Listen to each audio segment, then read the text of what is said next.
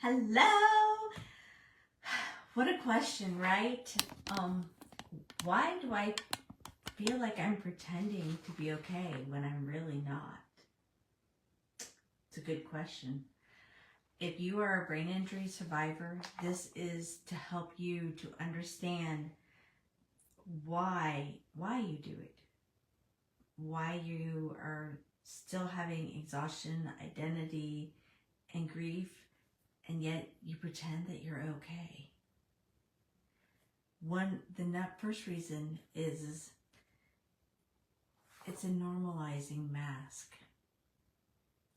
If we want them to understand, but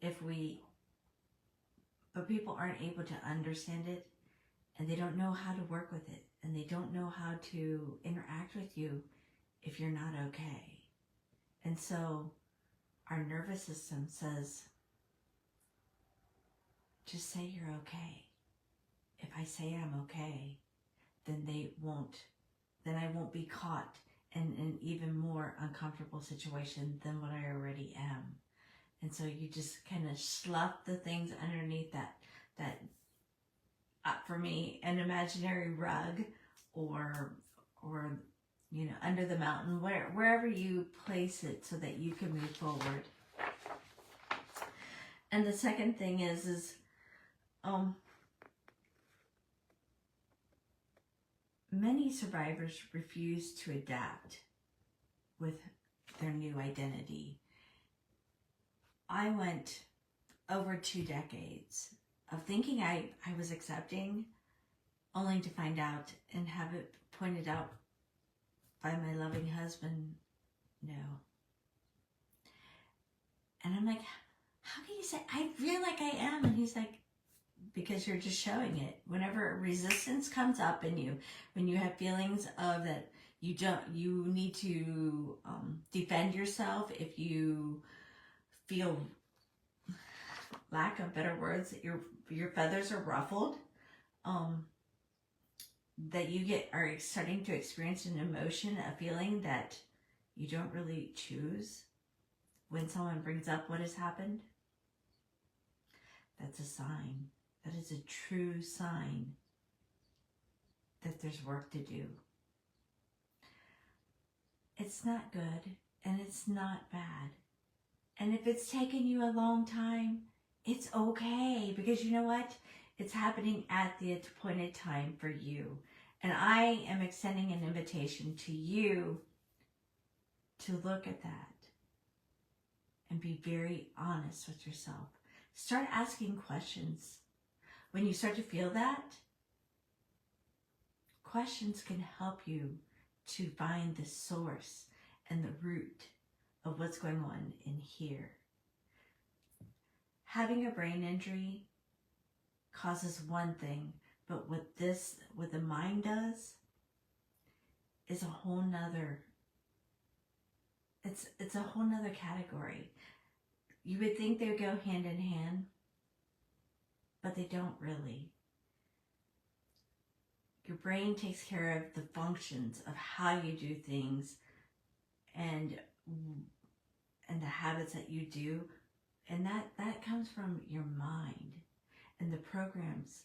And it's amazing, because as I've been going through this, I'm like, well, yeah, but is that because they talk about inner child, and I'm like, but you don't understand. I had to start all over. Like, I had to relearn absolutely everything.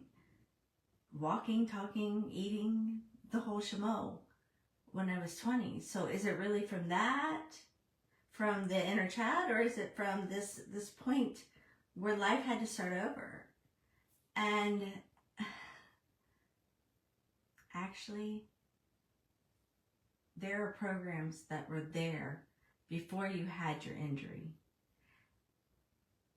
that it really takes doing some questioning of yourself and investigating for you to start to see the real triggers of what makes you feel that way. And so I invite you to start asking yourself questions like, who did I become to cope? And then why? Why did I become that version of me to cope?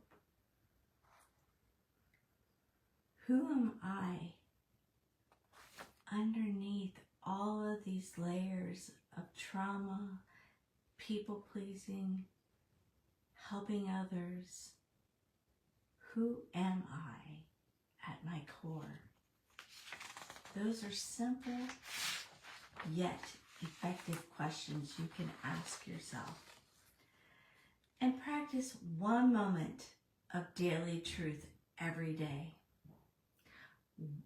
At this moment, if you're watching this, stop. Whatever you're doing, take a breath in through your nose and out through your mouth.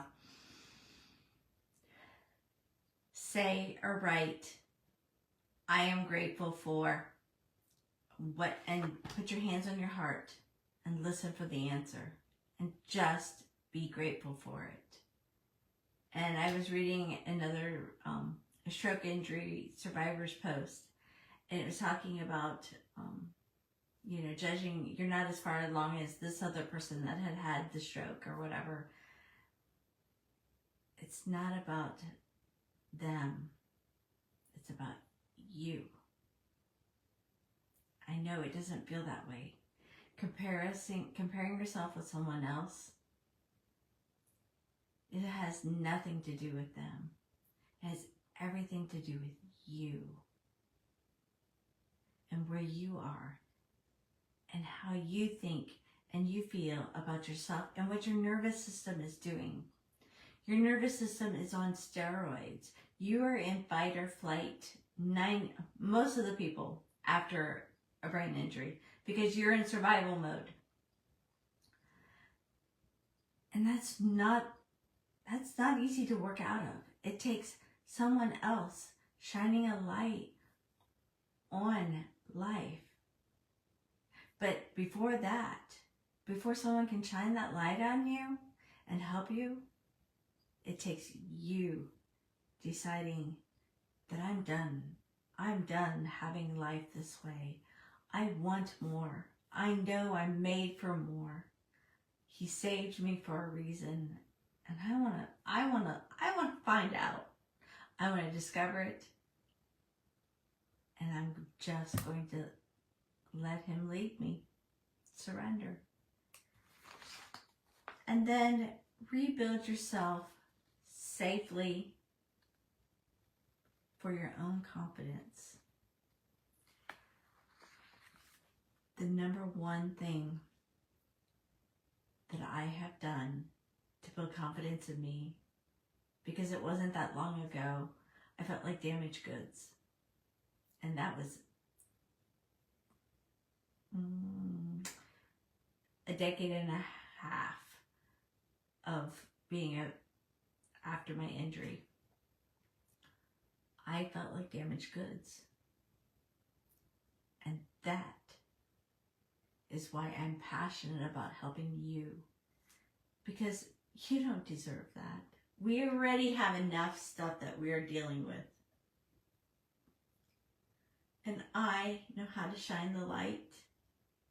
And I can understand what you're dealing with, why you're feeling what you're feeling, and what life is like. Because I do it. I do it all day, every day, myself. But helping you to find who you are, authentically are, and helping you heal and see life outside of fight or flight, that it's not good and it's not bad, it's not shoulds and shouldn'ts and all this other stuff. I want to help you because it's my passion, it's my calling, and I am pretty doggone sure that that is exactly why I lived 32 years ago. So I could be sitting here, right now, at this moment, speaking to you.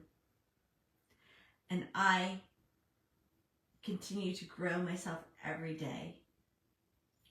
I send you love and I send you blessings always. Life is not easy, but you're here for a reason.